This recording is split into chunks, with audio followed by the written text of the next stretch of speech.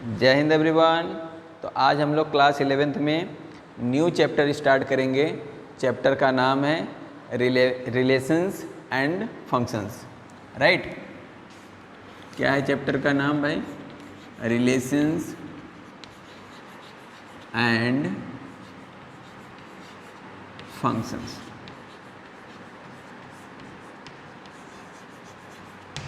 Clear?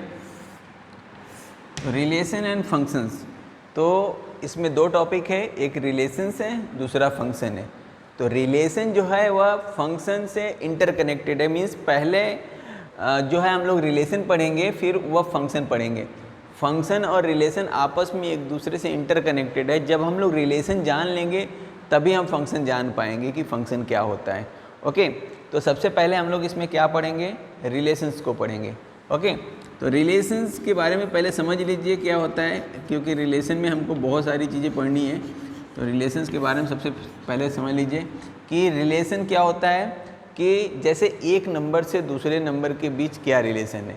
बहुत सारे ऐसे पैटर्न्स हम लोग लिखते हैं, अब अगला टर्म आप ऑटोमेटिक बता देते हो। जैसे मैं अभी लिखा यहाँ पे 1 लिखा, फिर मैंने 2 लिखा, 1 लिखा, फिर मैंने 4 लिखा, फिर मैंने 9 लिखा, फिर 16 लिखा, फिर 25 लिखा। तो आपको नहीं लग रहा है कि आप आगे वाले नंबर बता सकते हैं?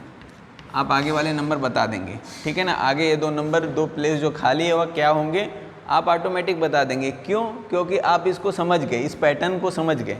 वैसे ही यदि मैं लिख रहा हूँ 1 इधर लिखा, 2 इधर लिखा, 3 लिखा, 4 लिखा, अब मैं इसके साथ 1 लिख रहा हूँ, 4 लिख रहा हूँ, 9 लिख रहा हूँ, 16 लिख रहा हूँ, तो आपको दिखने से नहीं लग रहा है कि ये जो नंबर्स लिखे गए हैं और ये जो नंबर्स लिखेंगे इनमें एक रिलेशन है? इनमें एक रिलेशन है। क्या रिलेशन है? कि यह जो सेकेंड वाला नंबर है ना, वो फर्स्ट वाले नंबर के स्क्वायर्स लिखे गए हैं। तो इस तरह से नंबर्स के बीच रिलेशंस होता है। तो सेम एज सेट्स के बीच रिलेशन होता है। जैसे सपोज दैट कि मैंने क्या बनाया आपके पास यहाँ पे कि एक सेट बनाया। सपोज दैट एक सेट बनाया, यह सेट हमारा ए है और यह सेट बी है। इसमें भी कुछ नंबर्स है, इसमें भी कुछ नंबर्स है। आपको नहीं लग रहा है कि ये सेट ए और सेट बी से किसी न किसी तरह से रिलेटेड है? कैसे रिलेटेड है? कि स्क्वायर बन रहा है नंबर, ठीक है ना। ये 1 किससे रिलेटेड है? 1 से, 2 किससे है? 4 से, 3 किससे है? 9 से, एंड 4 किससे है? 16 से। क्लियर हो रहा है? तो इस तरह नंबर्स के बीच रिलेशन एंड सेट्स के बीच रिलेशन हो रहा है, ठीक है। हाँ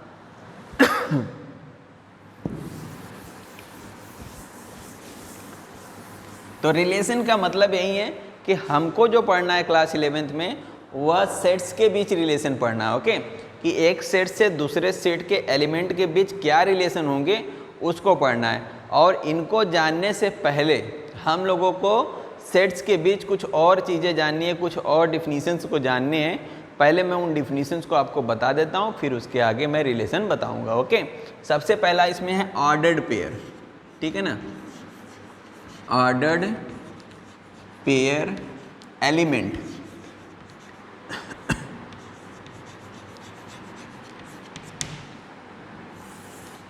ऑर्डर्ड पेड एलिमेंट्स क्या होते हैं? सबसे पहला टॉपिक इसमें जो टर्म है हम लोगों का, वह जानना है हमको। ऑर्डर्ड पेड एलिमेंट्स क्या होते हैं?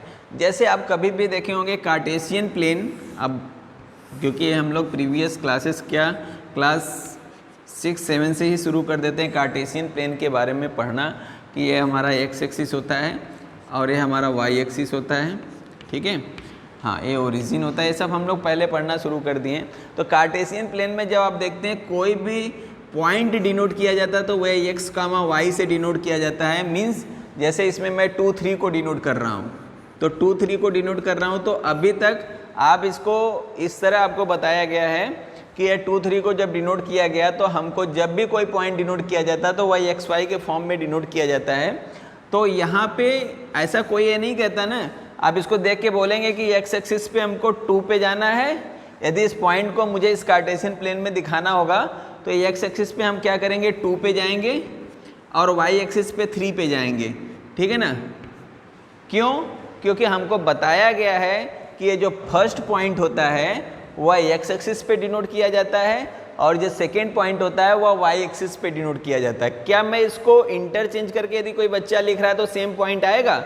मीन्स एक्स एक्सिस पे 3 को डिनोट कर दे और वाई एक्सिस पे 2 को डिनोट कर दे तो क्या सेम पॉइंट आएगा?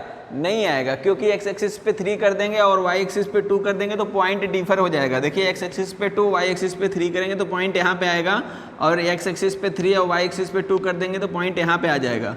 क्लियर हो रहा है? यस। तो क्या हो गया कि इनकी जो पोजीशन है, ये जो पॉइंट्स हैं, जो नंबर्स लिखे गए इनके पोजीशन वो फिक्स हैं, ठीक है ना। यह जो फर्स्ट पोजीशन है वह एक्स एक्सिस से डिनोट किए जा रहे हैं और जो सेकंड पोजीशन है वह वाई एक्सिस पे डिनोट किए जाएंगे, ठीक है ना। क्लियर है? तो यह जो पॉइंट होता है, जो कार्टेशियन प्लेन में जितनी भी पॉइंट्स होते हैं वे सब ऑर्डर्ड पेयर्ड होते हैं।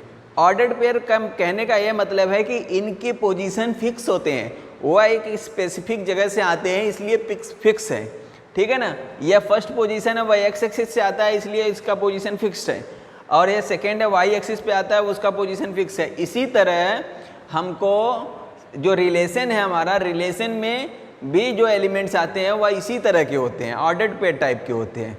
क्लियर है? तो ऑर्डर्ड पेयर का मीनिंग यही है। ओके, तो अब हम लोग समझेंगे। इसके बाद हम लोगों को है कार्टेशियन प्रोडक्ट, ठीक है ना। Cartesian product of 2 sets. Clear है? Cartesian product of 2 sets. Cartesian product of 2 sets. तो सपोज दैट हमारे पास दो फाइनाइट सेट्स हैं, ठीक है ना। 2 फाइनाइट सेट्स हैं ए और बी। ए और बी हमारे पास कोई फाइनाइट सेट है, let A and B 2 finite sets. 2 finite sets हैं तो इनका कार्टेशियन प्रोडक्ट क्या होगा? फाइनाइट सेट्स हैं, ठीक है।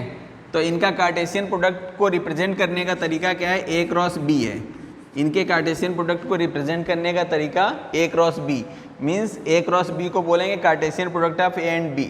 ओके, तो इसमें क्या होता है, जो एलिमेंट्स आते हैं वह ए बी टाइप के होते हैं। ए बी जो है ना वह ऑर्डर्ड पेड एलिमेंट है। ए बी जो है वह ऑर्डर्ड पेड एलिमेंट है। ऑर्डर्ड पेड एलिमेंट के बारे में मैंने बता दिया है। ओके, तो सच दैट इस तरह है कि A comes from set A and B comes from set B. Clear हो रहा है? मीन्स ये जो ए क्रॉस बी में जो एलिमेंट्स आ रहे हैं वह इस तरह है कि ए बी टाइप के हैं, ऑर्डर्ड पेड टाइप के हैं। और जो ऑर्डर्ड पेड अभी मैंने बता दिया क्या होता है। ऑर्डर्ड पेड टाइप के हैं, पहला एलिमेंट सेट ए से आएगा और दूसरा एलिमेंट जो होगा वह सेट बी से आएगा, ठीक है ना। ऐसा नहीं हो सकता कि पहला एलिमेंट सेट बी से हो जाए और दूसरा एलिमेंट सेट ए से हो जाए। यदि ऐसा हो जाएगा तो यह गलत हो जाएगा कार्टेशियन प्रोडक्ट। तो किसी एक सेट हम एक एग्जांपल के थ्रू इसको समझ लेते हैं कि जैसे मेरे पास एक एग्जांपल है, सेट एक्स में जो एलिमेंट है 1 2 है और सेट वाई में जो एलिमेंट है हमारे पास वो जो है ए बी है, सपोज दैट, ठीक है। तो अब हम एक्स क्रॉस वाई करेंगे, तो एक्स क्रॉस वाई करेंगे।